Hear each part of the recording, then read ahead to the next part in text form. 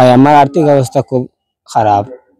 আর যখন আর গাড়ি গুড়ি কম বেশ চালাইয়া কোনো সময় জীবিকা রক্ষা করি আর চলিতে আর ঘরটা বানাইতে পারতাম না, স্বাভাবিকভাবে চলাফেরা করতাম আর কোনো সময় জীবিকা রক্ষা করি।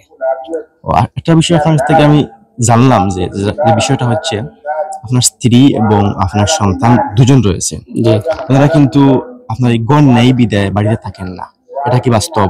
জি জি জি বাস্তব। আসসালামু আলাইকুম প্রিয় বন্ধুরা, আজ চলে আসলাম নতুন এবং ব্যতিক্রমধর্মী একটি আসলে ভিডিও নিয়ে।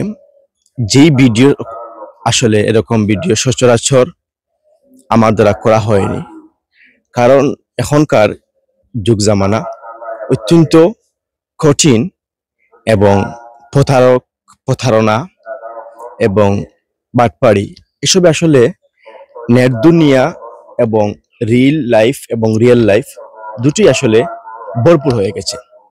তবু কিছু মানুষের অনুরোধ এবং বাস্তবতা বড্ড কঠিন, বাস্তবতাকে সম্মান করি, এর আলোকে আসলে আজকে একটি মানবিক ভিডিও নিয়ে আপনাদের সামনে হাজির হলাম। আমি এই মুহূর্তে অবস্থান করছি জকিগঞ্জ উপজেলার ৮ নং কৃষ্ণপুর ইউনিয়নের ইনামতি গ্রামের পশ্চিম ইনামতি এলাকায়। আমি এই মুহূর্তে অবস্থান করছি একটি ঘরের ভিটে। আপনারা দেখছেন এখানে একটি ঘর থাকার কথা, কিন্তু ঘর নেই, ভিটে আছে ঘর নেই। দেখছেন আপনারা ছোট দু একটি পিলার তোলা, কিন্তু এখানে ঘরের অস্তিত্ব বলতে নেই, কারণ ওনার এতটাই আর্থিক অভাব এবং অনটন রয়েছে, যার জন্য এখানে একটি ঘর তৈরি করার কথা থাকলেও তিনি ঘরটি নির্মাণ করতে পারছেন না। তো আসলে আমি সুদৃষ্টি কামনা করব, বিশেষ করে যারা বিত্তমান রয়েছেন, আমাদের রেমিটেন্স যুদ্ধে যারা বরাবরই দেশের বিভিন্ন সংকটময় মুহূর্তে এবং যারা এরকম যারা অভাবে রয়েছে, দেশের বিভিন্ন ক্রান্তি লগ্নে বিভিন্ন মুহূর্তে বিভিন্ন মানুষকে সহযোগিতা করে যাচ্ছেন বিদায় দেশ এভাবেই চলছে। আপনাদের বিশাল একটি অবদান রয়েছে, প্রবাসী ভাইদের অনুরোধ করব আপনারা সহযোগিতা করবেন। আমরা এখন শুনবো উনার মুখ থেকে উনার গল্প। আরেকটি বিষয় আপনাদেরকে জানিয়ে রাখি, যে বিষয়টি হচ্ছে এই ঘর নির্মাণ করতে পারছেন না বিদায় উনি উনার সন্তান বউ নিয়ে একই ছাদের নিচে বাড়িতে বসবাস করতে পারছেন না। এই ঘর না থাকার কারণে ওনার স্ত্রী সন্তান শ্বশুর বাড়িতে থাকে, উনি অন্যত্র থাকেন। ভাই আপনার নাম কি? মোহাম্মদ জসিম আহমদ। জসিম আহমদ। আপনার পিতার নাম কি? নিতম মোহাম্মদ সুনু মিয়া। তো উনি হচ্ছে ইনামতি গ্রামের পশ্চিম ইনামতি গ্রামের সুনু মিয়া, ওনার দ্বিতীয় ছেলে জসিম আহমদ। তো আসলে এখানে একটি গড়ের নিশানা রয়েছে, গড়টি আপনি কেন নির্মাণ করতে পারলেন না যদি বলতেন দর্শকের উদ্দেশ্যে। আমার আর্থিক অবস্থা খুব খারাপ। আর যখন আর গাড়ি গুড়ি কম বেশ চালাইয়া কোনো সময় জীবিকা রক্ষা করি আর চলিতে আর ঘরটা বানাইতে পারতাম না, স্বাভাবিকভাবে চলাফেরা করতাম আর কোনো সময় জীবিকা রক্ষা করি। একটা বিষয় আপনার থেকে আমি জানলাম যে বিষয়টা হচ্ছে আপনার স্ত্রী এবং আপনার সন্তান দুজন রয়েছে, ওনারা কিন্তু আপনার এই গণ নেই বিদায় বাড়িতে থাকেন না, এটা কি বাস্তব? জি জি জি বাস্তব ভাই। আচ্ছা, এখানে বললেন আপনি যে আপনি গাড়ি চালান, কি গাড়ি চালান? সিএনজি চালাই। সিএনজিটা তো আপনার নিজের না? জি না জি না। দর্শক বলে রাখি, সিএনজি কিন্তু না নিজের না। আর আপনাদেরকে জানিয়ে রাখি, আপনার বাড়িতে আসলে আপনারা দেখতে পারবেন সরাসরি পিছনে আমাদের দেখতে পাচ্ছেন একটি ঘর রয়েছে। আপনারা কেউ ভুল বুঝবেন না, বা বাড়িতে আসলেই আপনাদেরকে কেউ হয়তো ভুল বুঝাতে পারে, যারা সাহায্য করতে চাইবেন, অনেকের সাথে জানতে চাইবেন জসিম মাহমুদের অবস্থা সম্পর্কে, কেউ হয়তো আপনাদের তথ্য ভুল দিতে পারে। আমরা যে বিটাতে দাঁড়িয়ে আছি, এই বিটাটি হচ্ছে জসিম ভাইয়ের, উনার নিজের বিটা।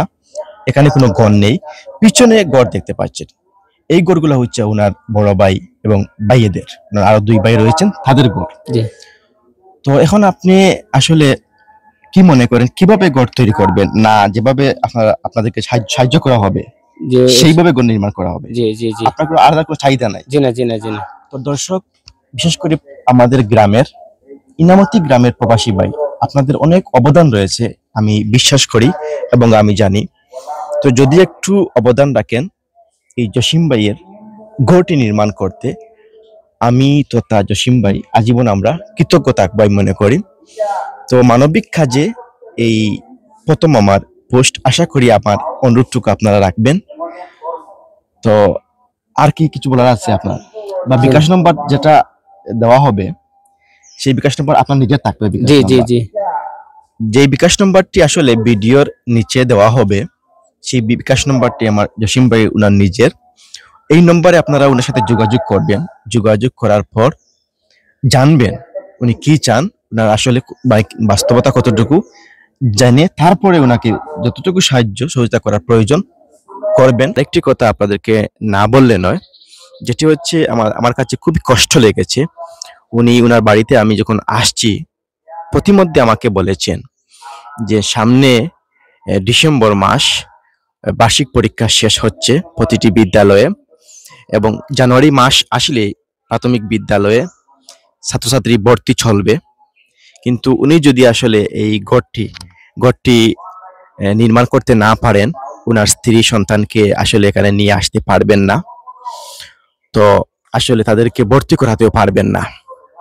তো শিক্ষার একটি আমাদের মৌলিক অধিকার, একটা মানুষের এই অধিকার থেকে বঞ্চিত হচ্ছেন ওনার সন্তান।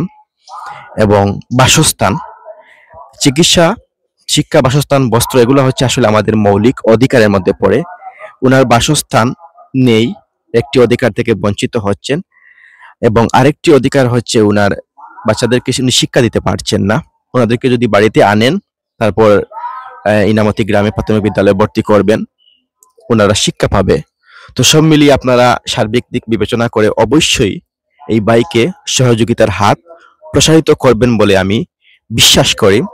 বিশেষ করে ইনামতি প্রবাসী, কৃষ্ণপুর ইউনিয়ন প্রবাসী, জকিগঞ্জ উপজেলার প্রবাসী ভাইদের দৃষ্টি কামনা করছি, আকর্ষণ করছি। বিদায় নিচ্ছি এখানেই। ভালো থাকুন, সুস্থ থাকুন সবাই।